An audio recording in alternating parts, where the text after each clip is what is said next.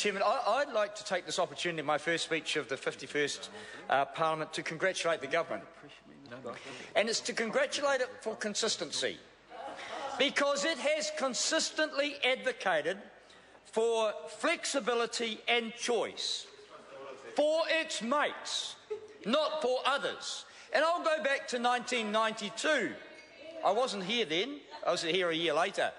It advocated for choice and flexibility for mining companies so they didn't have to adhere to the mines regulations. It then moved on into the 90s to offer choice and flexibility for those building houses.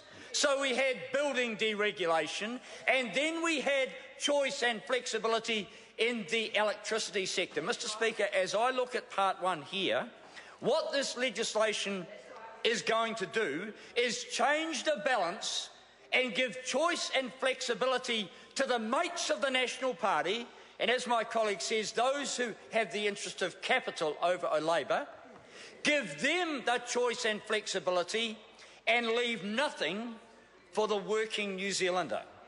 Mr. Speaker, when I looked through part one, I asked the question, what is trying to be solved here? What are we trying to do?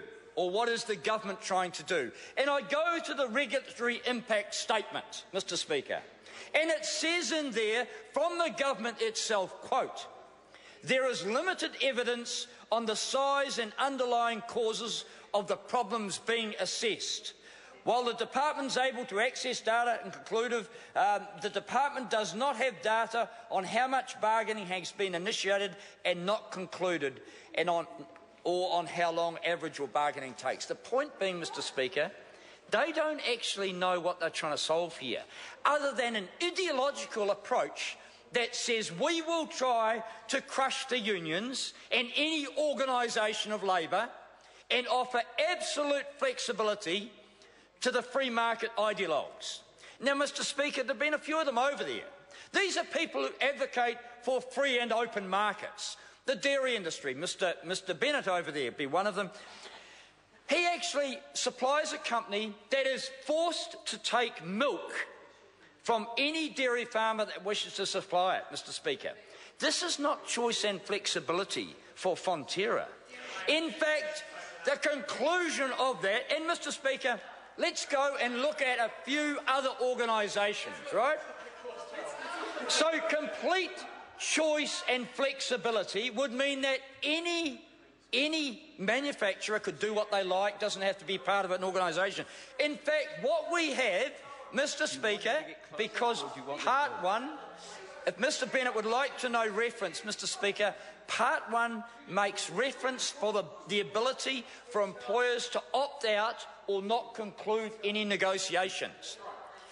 So what we have in law are protections for people to ensure fairness in most parts of our society, and we stand for that here. On that side of the House, though, they stand for choice and flexibility for their mates. However, they also represent organisations that understand that collective efforts offer greater good. Collective efforts offer greater good. Now, who understands that? Unions do, I guess.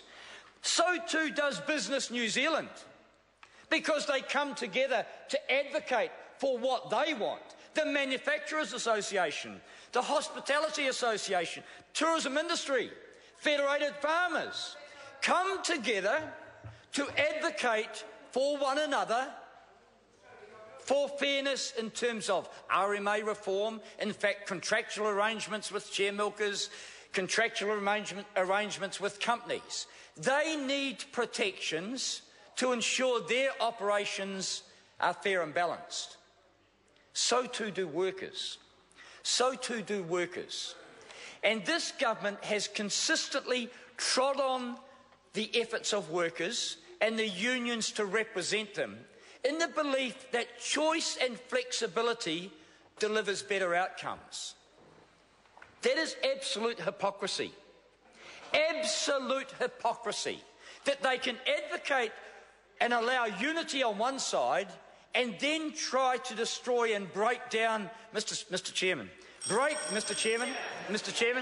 Mr Chairman. Mr Chair, I move that the question be now put. Chris Hipkins.